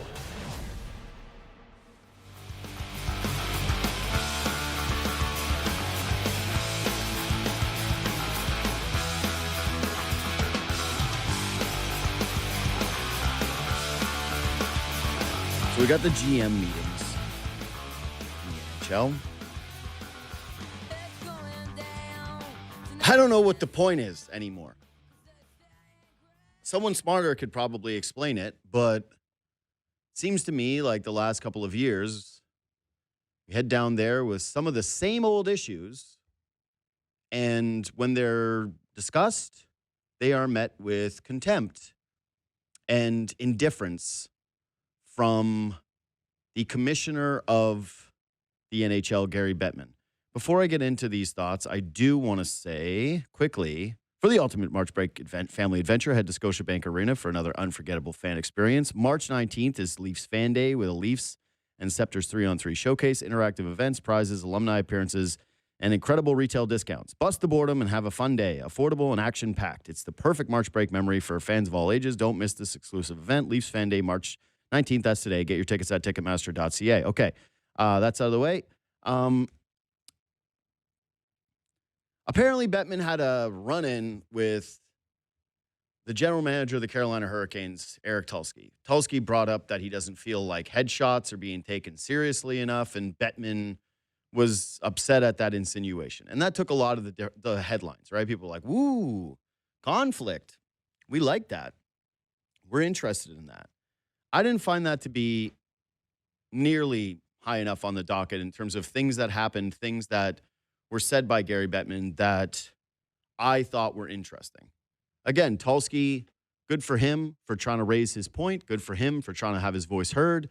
If that's the way that he feels, I think that's a fair position. I would say I personally do believe that in the NHL, headshots are taken more seriously than they ever have been, that it's going to continue to ramp up. And I don't view this as like a major issue that people have with the game right now. Maybe I'm wrong. Some people, I'm sure it is. You always want to be cautious when it comes to traumatic brain injuries, and you want to make sure that the game is safe, absolutely, unquestionably. But to me, I don't see a ton of examples on every given night of guys being stretchered off the ice with headshots and the league not addressing it properly. So to me, that one felt just a little bit more personal. But I got to tell you, man, and we had this phase where we started to overuse the term gaslighting. Like everything was gaslighting. It was like, I don't know, right around COVID, I want to say. I try to block a lot of the memories of that time out, but all of a sudden everyone was using the term gaslighting. This is a gaslighting. And they gaslighted me. This was a gaslighting. And you're like, okay. I don't think people actually understand the term. But I feel like the commissioner is doing some gaslighting right now when it comes to the issues with the game. Trying to tell people that everything is cool, everything is fine, and all the things that you are feeling as a fan, or in this case, as general managers, stewards of the game, are completely incorrect. So once again, for what are we in now in terms of year? Armin just told me Merriam-Webster named gaslighting its word of the year in 2022. So I can't even put a number now on how many years the GM meetings have come and gone. And one of the major points of topic was, what's up with this playoff format, man? This playoff format stinks. And a lot of it, at the time anyways, seemed like it was a little navel-gazily from a Leaf perspective, from a Toronto perspective, that, hey, you know what? There's the most media members here. This is the most visible market in Canada, blah, blah, blah. Leaf fans were upset that year over year, the end of the season ended up the same way, which was outside of the one, hey, they're locked into a matchup against the Boston Bruins or the Tampa Bay Lightning, and that this is no longer fun. This hasn't like driven up the idea of there being a rivalry. It stinks having more points than another team. It stinks having the last month of the season essentially be cemented with where your playoff position is going to be. And maybe you were fighting for home ice advantage, which again, across all sports, home field, home ice, all these things, the value has diminished. And if you're even like a halfway invested sports fan, you already know all this. So yet again, this time around, it is the Western Conference where you have this Pacific Division that stinks, that doesn't have any good teams, and is absolutely making good on the fact that there isn't really anybody that's all that dangerous going into the first round and is going to have more advantageous matchups. That there isn't the same reward that there should be for the three best teams in the Western Conference. At least two of them are going to face each other in the first round. And right now it appears to be the Dallas Stars and the Minnesota Wild. And guess what? Bill Guerin doesn't love it. Shocker. Surprise, surprise. His team, that again is having one of the best seasons in the NHL, that looks like they're primed for a Stanley Cup run, is staring down the barrel of having to play either the Colorado Avalanche or the Dallas Stars in the first round of the Stanley Cup playoffs. And I think Guerin said it best. He had some quote about how there's no perfect way to make the playoffs fair, that the first round is always very difficult, but ultimately you shouldn't be having to face one of the very best teams in the NHL, the second best team in the NHL, arguably, in the very first round of the playoffs if you've got the third best record. So this was Gary Bettman on how he feels, if he's comfortable with the current playoff format. Yet again, despite, again, the fact that people keep bringing it up over and over and over and over again and thinking like, hey, do other leagues have this issue? Like, is it every time the GMs are meeting for the NFL, are they talking about the playoff format? Are they doing it in the NBA? Are they doing it in Major League Baseball? No. But this league that continues to be asking the question about it is met with these responses over and over and over again. Here's Bettman. I am more than comfortable. It gives us a sensational first round, probably the best playoff first round in any sport. We get more games and longer series as a result of the format. And you can always pick at certain situations in any given year and say, well, I'd like it to be different that year. But if you look at the body of work that our playoffs represent over time, what we have now works extraordinarily well, end quote. You added games to the regular season. Why are you trying to prioritize the first round over the later rounds? That's the question that I don't know why anybody isn't asking. The Stanley Cup playoffs, one thing that was already rock solid ahead of this playoff change was the first round was incredible. It was already one of your advantages. You already have more parity than other sports. Again, the NBA's dynamic is shifting where the first rounds are a little bit more compelling than they used to be because there's less of a just solid tier at the top that's clearly going to win versus what it used to be when it was even 5 years ago with the Golden State Warriors, where you felt like, what's even the point of watching the first round? The NHL has always had this advantage. This was not something that they needed to key in on and try to augment because we already had it. We already had this as a distinct advantage. And one of the things that is the worst thing about the entirety of the NHL is that you're eliminating teams early and you're removing the potential for great teams to be in the Stanley Cup final, more randomness to be in the Stanley Cup final. Yes, sports, life, all of this is not fair. You can't find a system where everything is going to be perfect. There's going to be years where things break a certain way, but this format isn't working. Fans don't like it. Fans have observed year after year, they don't love this format. I can't think of one fan base that has looked at this thing and said, yeah, I love it. This is so great facing the same teams every year. You think LA Kings fans like the format, having all those years where it was just like the same old against the Edmonton Oilers? No. Again, you added more games to a regular season, and you believe that a playoff format that doesn't reward that is somehow working in concert with that. It makes no sense to me. I don't understand it. Again, it's gaslighting. General managers are bringing it up. People are frustrated in the game about it. And the fans don't like it. And yet, for some reason, the commissioner, who, by the way, has been here since 1992, like a very, very, very long time, is continuing to triple, quadruple, quintuple down on this notion that nobody wants to hear and doesn't seem to be at all taking into account the observations of other people and saying, you know what, maybe this is worth taking a look at. Hey, you know what, maybe this is worth reevaluating. maybe we should do some more polling data on it. I don't know, something. It just feels so personal at this point because I don't see anybody else making the case for this format outside of one guy. And it's just unfortunate because it appears to be that it doesn't appear, he is the most important guy when it comes to this conversation. So he's asked about the playoff races. And this was his answer, quote, "If you look at the races for the playoffs, I think it's virtually impossible to say that the regular season has no meaning. To the contrary, every game counts. Going to 84 games, what that really does is balance off divisional play. Every team will play every other team twice at home and twice away, which I think is good. So we're not doing any rotation with the division. If anything, I think it makes it more impactful." End quote. That's gobbledygook. That is gobbledygook. Like the stuff about the balancing of the schedule, sure, but it's virtually impossible to say every regular season game has no meaning. We are legitimately in a place right now where the Minnesota Wild, when they played the Leafs on the second half of a back-to-back, when you watch that game, does that Minnesota Wild team appear to you like they are locked in and dialed and they are desperately trying to win hockey games down the stretch? No, because they're locked into their position. So, yeah, of course, like the games have a meaning.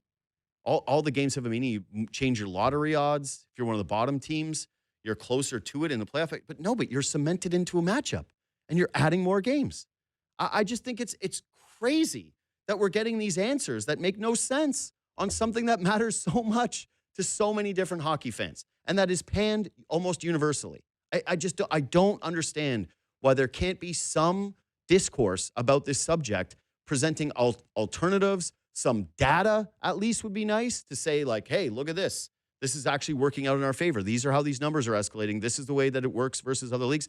It's nothing. It's just like one guy's opinion and a little bit of gobbledygook. And then lastly, there's the stuff on the Department of Player Safety, which is also aggravating because people are frustrated.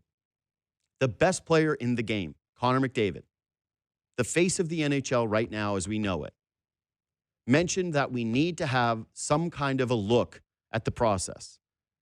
And this was Gary Bettman's answer when it came to George Berríos, the job he and his department are doing. Quote, "George always takes criticism, most of it unfair. He goes through a very detailed process of analyzing a situation that comes before him. He shared the process with the managers as a group, and I believe they were satisfied with how thorough and diligent he was. And briefly, if you look at the precedent, he was certainly within range." Now he's talking about Gudas. There's a little sign. "If you look at prior conduct, Gudas has been suspended never in 7 years.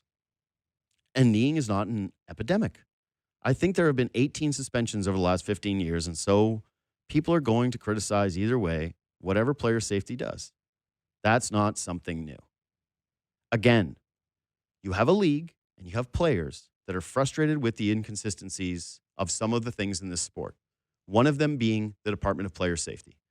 Fans don't see it, and a lot of the players don't see it. A lot of the agents don't see it, and clearly some of the GMs don't see it because that's why Tulsky is pissed off about the headshot stuff. The league in general does not trust the Department of Player Safety. That is a problem. You can't just sweep that under the rug. In a sport as physical as hockey, in a sport where you lose your captain for the rest of the season, and granted they weren't going anywhere, but if the Maple Leafs were going to a Stanley Cup final this season, you thought that they had that chance. They were going to the playoffs, and they lost Matthews to this knee injury. Do you know how much bigger this conversation would have been? Do you know how long this would have gone on for? Do you know how frustrated fans would have been that this ended up in a phone hearing and that they were using precedent and that they were knocking out everything from Gudas' career earlier, all of the knees that he took, that Chris Versteeg has outlined on the show, including his own, that just becomes irrelevant because of a time period of all of a sudden it becomes a grace period? People don't trust this process. They want to be able to evaluate it better. And it shouldn't just be a small circle of people that have complete control over that. They got to open up the books on the Department of Player Safety. Fans are pissed. It's not a good part of the game. It's not a good piece that the players are talking about it, being asked questions about it, answering honestly, and then being dismissed that this guy is doing such an incredible job when if you did some polling on this, I would say NHL fans would have a almost unanimous feeling like these guys are doing a bad job, that this isn't done with enough clarity, that the process is not good enough. Do I think George Berríos is trying hard? It's funny, too, because I get messages all the time from people who are like, Berríos should be fired. Berríos should be fired. And I'm like, it's clearly an issue that goes deeper than George Berríos. This didn't just become some problem when he got the job. It became more of an outsized one for Leaf fans because they felt as though he had a personal vendetta because of the way his career essentially ended being in a fight against a Toronto Maple Leafs player. But ultimately, this isn't just a Toronto issue. It's an everyone issue. And I just don't understand. I don't understand why this is acceptable, why this is the way that we've just become accustomed to how things are done with the NHL, which is present a problem, mass conversation about the problem, kick it up top, try to get some fan service, try to get some player service, try to get some GM service, try to get some agent service, and it's constantly met with the same thing. Almost this like belittling attitude that everything that you guys think as the people who really create this game, it's all nonsense, and trust me, we know better for you. We know what you want, and you just don't even actually know it. It's weird dictator stuff. It's just, I can't stand it. And I truly cannot wait for a fresh voice to be able to come in here and start to treat the issues of the game with more sincerity than just dismissing everything out of turn, whether it's the state tax issue, whether it's the player safety stuff, whether it's the playoff format, whether it's been cap concerns. It's always met the same way. You don't know what you're talking about, and we do, so shut up about it. It's insufferable. And I just, for the life of me, don't see how it's good for the game whatsoever. Reach out anytime at JD Bunkis, Twitter and Instagram. Quick break, then we'll go to what we missed. We're your home of the Toronto Maple Leafs. Hear the action on Sportsnet 590 The Fan, streaming on the Sportsnet app and at sportsnet.ca/590. Recently, our company softball team lost the big game by 1 run. Then Dale tried to console us with the quote, "Winning isn't everything." Well, Dale and I are very different. I get early payout from Bet365. If my team goes up big, I get paid out instantly, even if they blow the lead later. Sound familiar, Dale? Thanks, Bet365.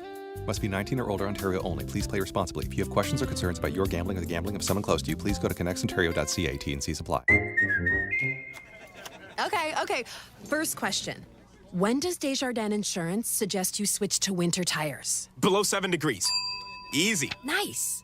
Next, what's a smart way to save money on your home insurance? Switch to Desjardins Insurance and you could save up to $900 when you bundle home and auto. Easy. Get insurance that's really big on care. Desjardins Insurance. Here for your home, auto, life, and business needs. Certain conditions apply. 1-877 Cars for Kids. KARS Cars for Kids. 1-877 Cars for Kids. Donate your car today. Ready to get rid of that old car? Donate it today at carsforkids.ca. That's cars with a K. Donation's super easy, and you'll get a maximum tax credit. 1-877 Cars for Kids. Donate your car today.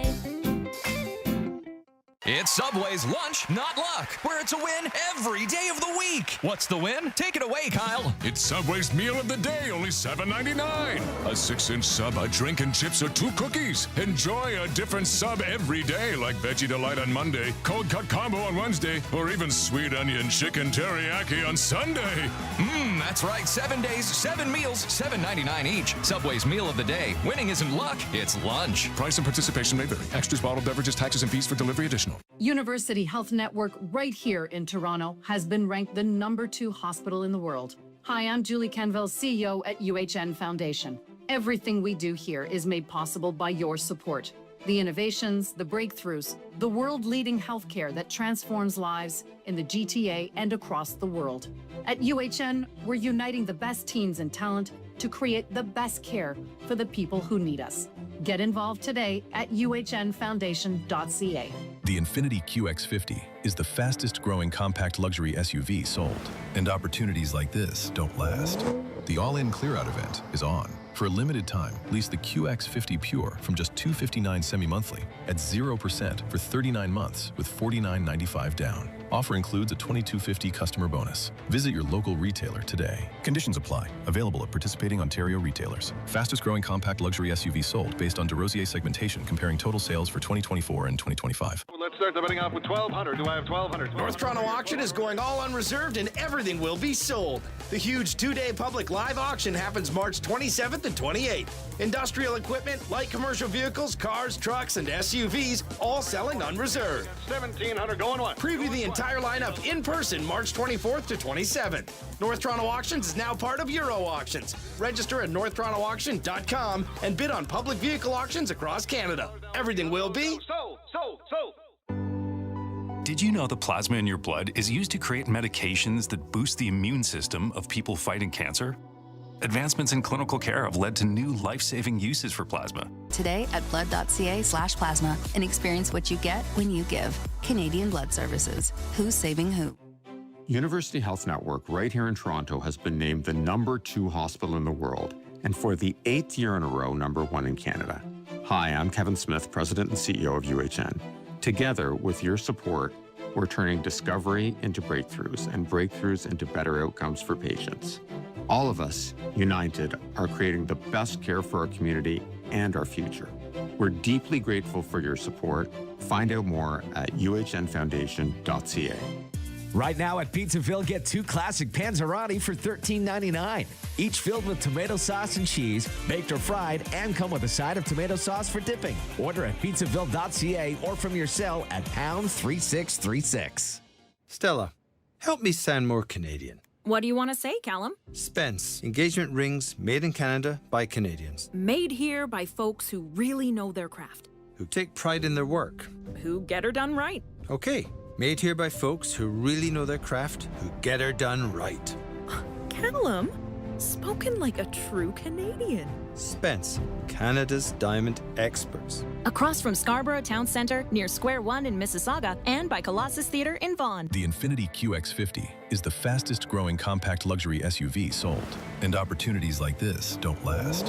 The all-in clear-out event is on. For a limited time, lease the QX50 Pure from just $259 semi-monthly at 0% for 39 months with $49.95 down. Offer includes a $22.50 customer bonus. Visit your local retailer today. Conditions apply. Available at participating Ontario retailers. Fastest growing compact luxury SUV sold based on DeRosier segmentation comparing total sales for 2024 and 2025. At No Frills, we say no to frills so you can say yes to savings. Get select varieties of strawberries for only $1.99 per pound until March 25th. Visit your local No Frills store or see flyer for details. No Frills, yes savings. Tonight, don't miss an all-new episode of Law & Order Toronto Criminal Intent at 10/9 Central following Law & Order at 8 and SBU at 9/8 Central on City TV or stream it on City TV+. Sportsnet 590, The Fan.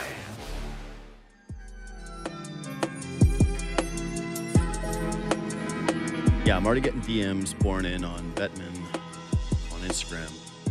Again, at JD Bunkis. Reach out anytime. You can also write in the YouTube Live if you're a viewer there.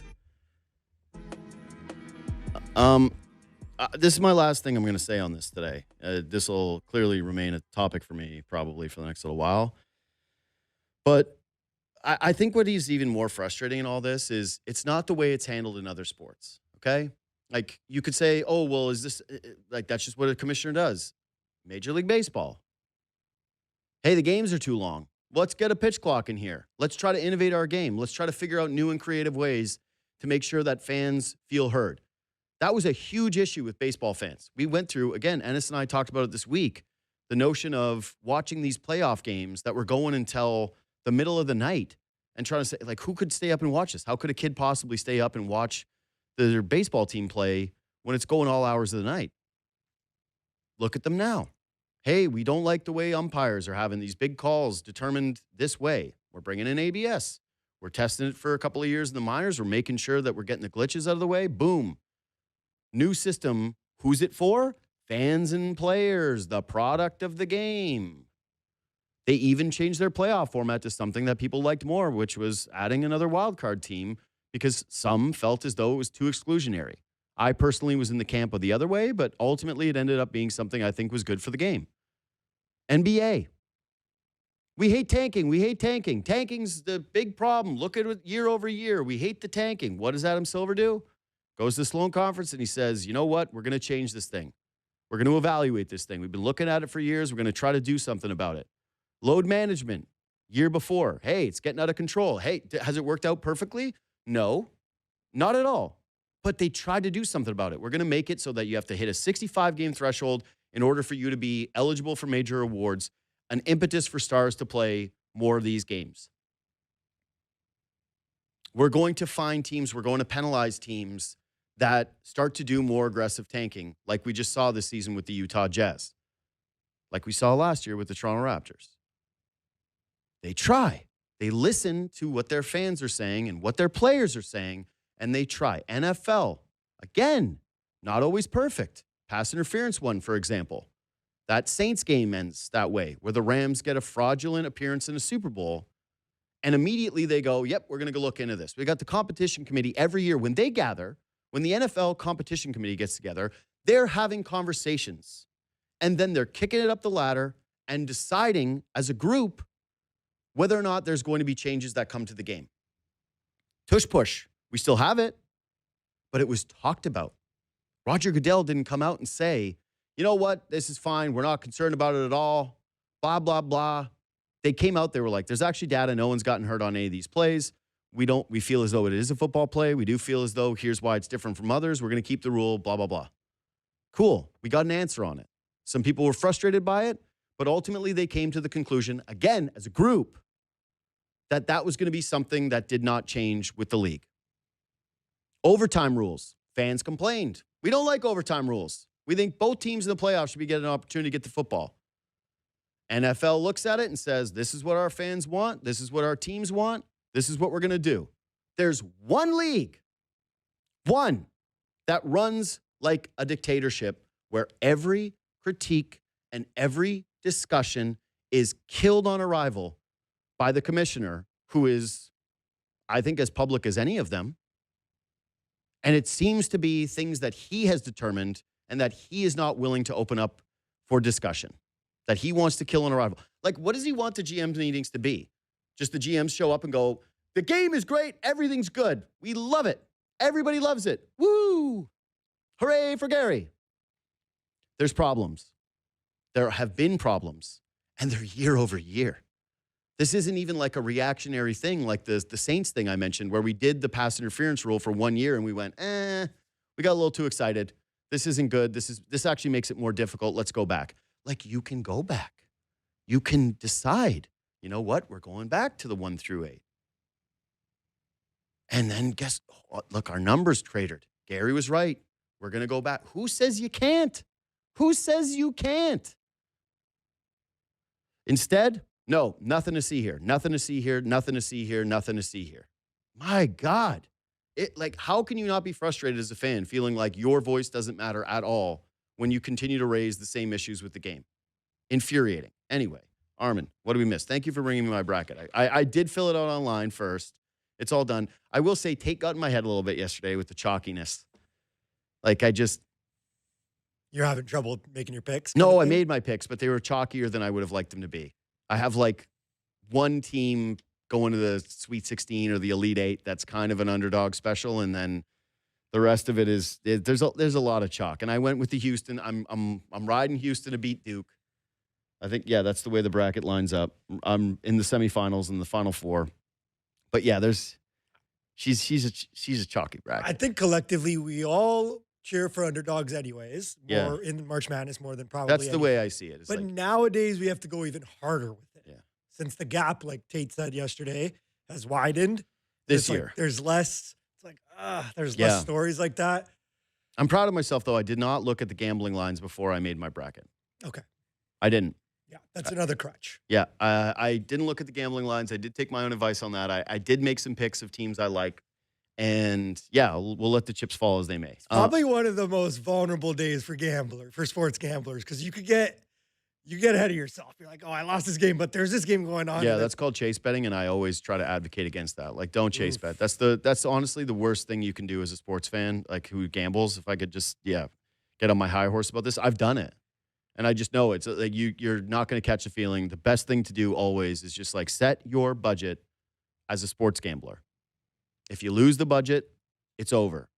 It's the same thing as when you go to the ATM if you're at a casino. You don't want to be a person that goes to the ATM. Leave your cards in the car. If you're at the You're at the horse track. You bring your money, you bring your cash, and that's it. That's the day. That was the budget. You set a fun budget, and then anything beyond that stinks. I'm telling you, it's just not worth it. Anyway, don't chase bad. All right, what did we miss? Pretty big news this morning. The best player in the Eastern Conference, Cade Cunningham, has been diagnosed with a collapsed lung, according to Shams Charania of ESPN. He is expected to miss an extended period of time. What that means, Jeff Stotts is an athletic trainer. He looked at the most recent examples of this in the NBA where guys had collapsed lungs. Gerald Wallace, CJ McCollum was the most recent example. Usually, on average, they miss 26 days, which is about 10 games. Pistons have 14 games left. Seeming like obviously I don't know if this is like a tight timeline. It doesn't seem so. It's kind of like see how you feel. But it seems that Cade will be back just in time for the playoffs, pretty much. Pistons still have a 3.5 game lead on the Celtics for the first seed. Do you think, my main thing is I see a lot of people saying 65 game rule abolish it. I heard you just bring it up recently. What do you think of that? Because I think it's the laziest take, but I'm okay with dropping it to 60 games, but I don't want to get rid of it already. So I think that there's a bit of a problem, which is they put that rule in for a reason. And it was to incentivize more player play. And then the very first year we have it, we had a situation where Jokic was the front runner for the MVP, no questions asked about it. He gets hurt for a period of time that basically excluded him from being the MVP. And we also had Shea get hurt. And all of a sudden, Shea was under the gun. Hey, he's got to come back. He's got to be able to do this. And so the two guys that were at the very forefront, then there was the Wemby injury. Same thing, where people were like, man, is Wemby going to be able to play 65 games? Is he going to be eligible for awards? So it was sort of a tough season in terms of the very first look at what this is supposed to be. What I would say is it actually, to the point of, or the comparison of the NFL rule with the challenging pass interference, I think you give it into the hands of the voter, and that these guys should know a little bit more like, hey, if you're missing games, you're kind of disqualified from this in the first place. If you're playing 60 games, you're kind of out of it. But there should be a scenario, there should be a path for a player who is legitimately injured, who is missing significant amount of time. What I think they could have done, if you were going to try to get more creative, is like, did a guy miss a game and then play in the next game? Those ones counting more against your opportunity to become the MVP than the way that we've treated them. So the DMP rests, that those are like a huge mark against you. If you finish the season with 8 of those, then you aren't going to be award eligible, right? Like if you play X amount of games where you were able to play the following night, that's a strike against you being able to win this award. But yeah, the flat rule of 65 games, it was done with the right intention, and it was done because there actually is a huge problem with the game when it comes to DMPs. But what I don't like is that there is some finality to certain players who have had great seasons and who are actually the stories of the year not being eligible for that award. I just think so. I think it's complicated. I think fans don't have enough trust for that gray area that you're talking about of the league to figure out, was this rest or was this an injury? Was it a bone bruise or was it, you know what I mean? Like, I would just be more curious if this was done over a 3-year sample, what it would look like versus just the one and us reacting completely the other way. That's all. Yeah. So if I was the NBA, I'd keep it in for one more year. And if it continues to be a real problem, then you reevaluate. I'm not changing it just based off of one season. That's where I'm at with it. What's next? Can I have another take off this? Yeah. I know it doesn't make things interesting for the last few weeks, but I actually don't think it's that bad if the Raptors fall into play-in. If you play Detroit, I think they have a better chance of winning playoff games against Detroit with Cade, forget not even basing it off this injury, than they do against the Cavs. I just think that.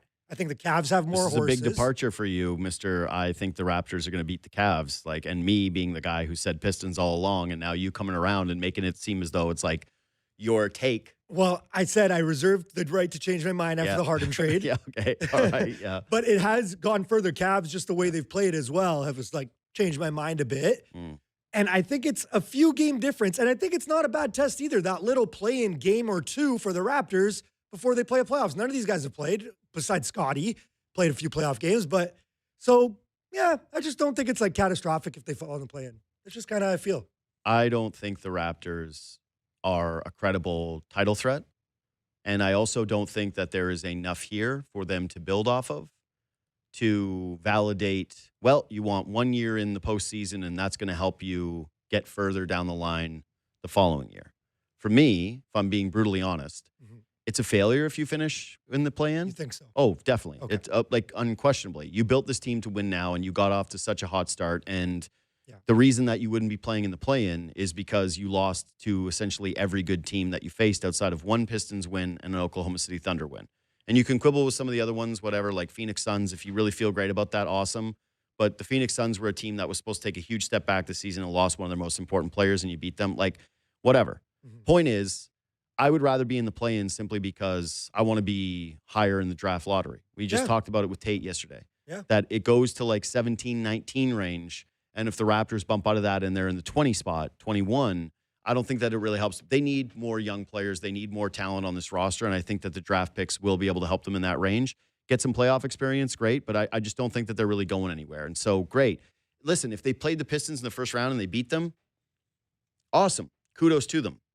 But I think that they've got a lot of heavy lifting to do before they're considered an NBA title threat, and that's ultimately what you really want as a fan. Anyways, what's next? Yesterday, Shams also reported that Giannis and the Bucks are at odds once again. Oh. Milwaukee wants to shut Giannis down for the rest of the season, obviously to improve their lottery odds, and Giannis reportedly is against that, and he wants to play. Honestly, I don't know who cares anymore about Giannis and Milwaukee's relationship. I was surprised you wanted to even talk about it, to be honest. I don't. I'm honestly. Or do you ever just be like, can we stop reporting about this? Yeah, that's my thing is I think I've already said this. Giannis is doing more damage with his relationship with the Bucks fans by having this be a big will they, won't they, than he would have if he just came out earlier and was like, hey, the writing's on the wall here. The thing that sucks for him, which I do believe, is he's not the traditional superstar that wants to go join someone else and have an inorganic championship. And he also put himself in a tougher position because when he beat the Brooklyn Nets and when he won that championship with the Bucks, which to me is like a little bit forgotten considering how great it was, how unbelievable of an achievement in the way that we viewed Giannis at that time as like the guy that was standing against the super teams. 50 nugget in the closing game. Yeah, that it's a little bit more difficult for him to go to a team where there's another guy who is kind of the guy there already and the more popular player, and him be, I'm not saying he would necessarily be the number two, but like, let's say, for example, Minnesota made the trade, right? Like, okay, so Minnesota gets him somehow. Yeah. And is he going to be more popular in Minnie than Ant? No, he's not. So he's kind of the number two on that team.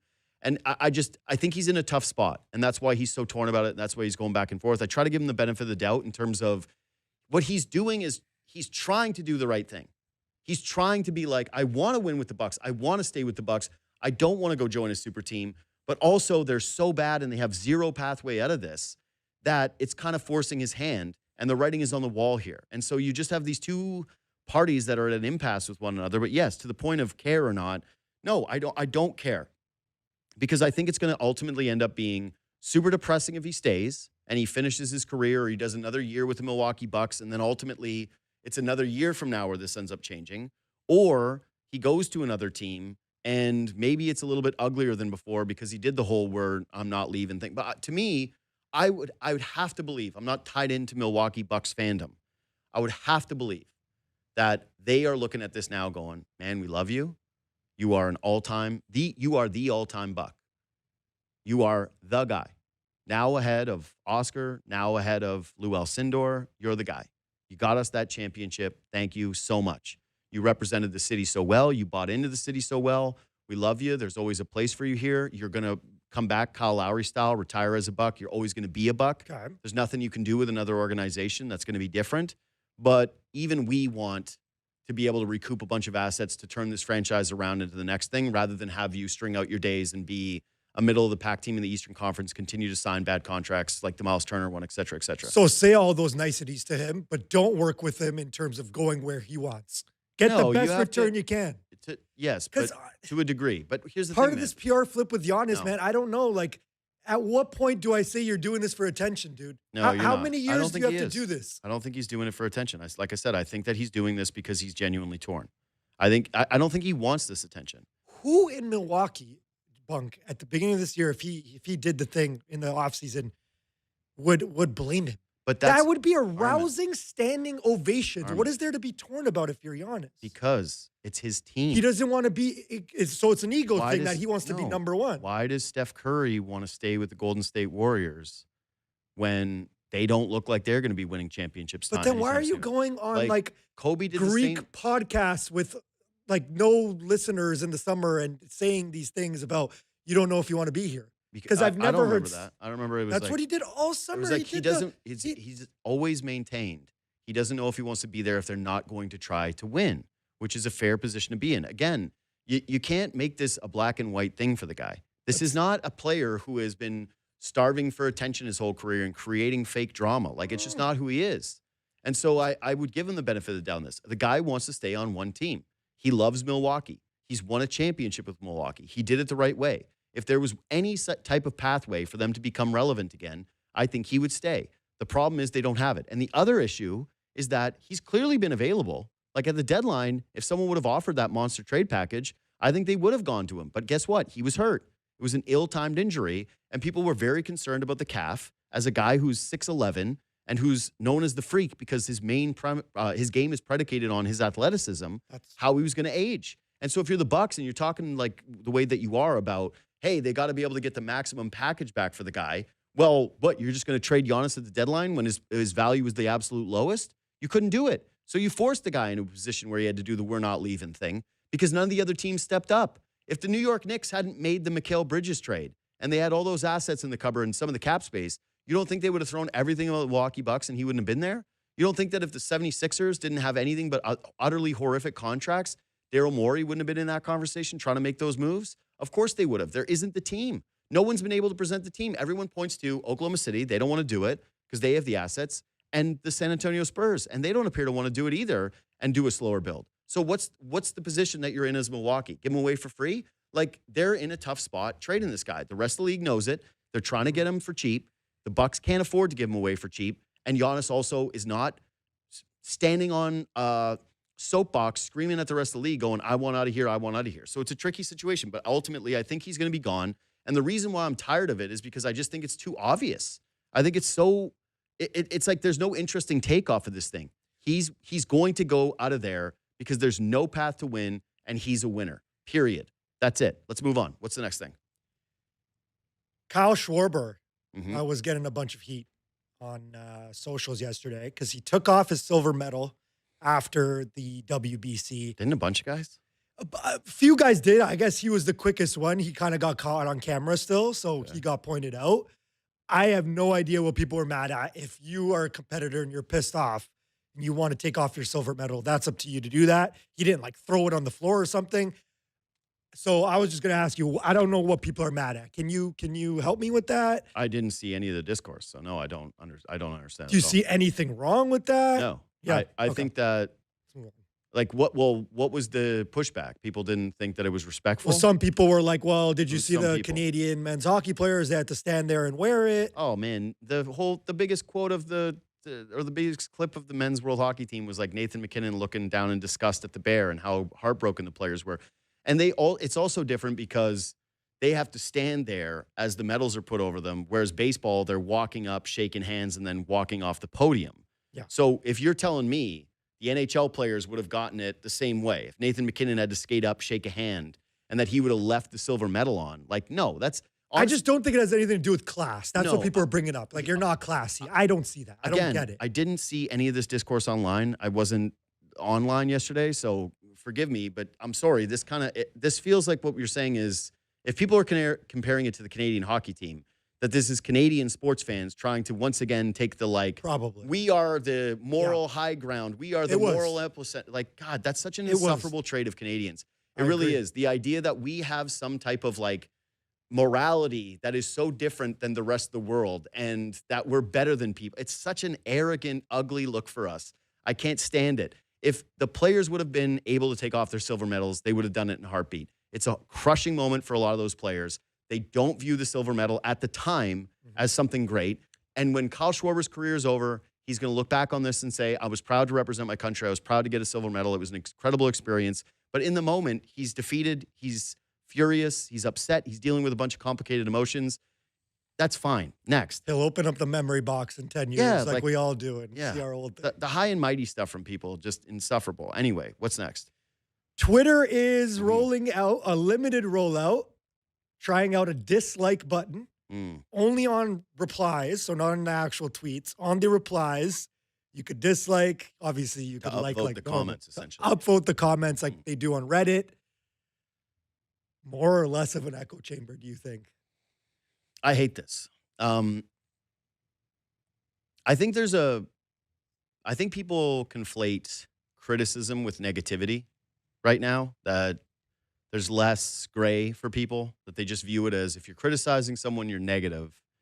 And if you're pumping someone's tires, you're positive. And that's the way that we perceive things now. It's like, are you positive or are you negative? And I don't think criticism is always negative. I just don't. Like, for me personally, I can say there have been a lot of points in my career where I've received criticism that has been helpful.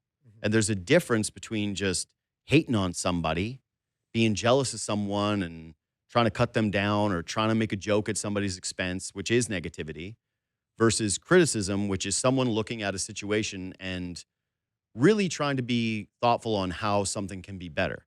Like, I'm not trying to be negative about Gary Bettman. I'm trying to be critical of what the process is, because my hope is for the betterment of the sport. In my opinion, it doesn't have to be something that's shared by everyone, but that's the way that I personally feel things can get better, is by being more open-minded to change. Some people would point that as you're just being negative about Gary. Like, again, if you asked him, he'd probably be like, that's a negative segment about me. I don't view it that way. If I was just going on there and being like this and that, he's this, he's that, that to me is negative, that to me is that. And to me, when I see this, a dislike button is meant for nothing but negativity and sowing more negativity online. And I don't think that we need that as a society. I think we're already too black and white. I think that we're already too much positive, negative. I think there's already way too much hate online, which is part of the reason why so many people are turned off by it. And even something as simple sounding as a thumbs down button, to have like something beside your tweet or your opinion or your thing where a bunch of people are just putting the thumbs down, I just don't view that as productive in any way. Like, the only way I see it being productive is right now it gives the priority to verified users and users that pay. No, but that's not a positive. I don't like the bar for entry of pay for But that's play. what I mean. With the dislike button, you could at least get common people saying, no, this is BS. You think they're going to take out the pay advantages? No way. Well, they're not going to take out the advantages, but by giving me a dislike, at least I could, share my opinion on what that is versus just the verified users, the guys who pay, they're at the top, and that's it. Yeah, I don't like it. I don't want it. I missed the dislike button on YouTube. That was the best. Yes. It's still like buffering, and I would know, there's more dislikes than likes. I'm out of here. But that's probably why they took it out, because they want you to stay on longer. Again, if you look at the comment sections on a YouTube video, you got enough negativity that's there already. Like, it just doesn't, it doesn't matter. If you look at the comment sections, the replies to most people, the reason why these tweets go viral in general is not because of positivity. It's because people are being horrific to one another online. So the idea that you are going to reward that is crazy to me. It's just replies, by the way. Yeah, it's not on your tweet. I think it's a dumb idea. I think it only makes social media even more toxic. I think it encourages people to be, looking at something with nothing but toxic negativity, and I'm not for it. Period. One more. Okay, we got 1 minute. I just wanted to ask you quick. You sent a thing to our group chat yesterday. I forgot what actor it was, but they're using Val Kilmer. Val Kilmer, who passed away. Yeah. They're gonna use his AI version for a new movie.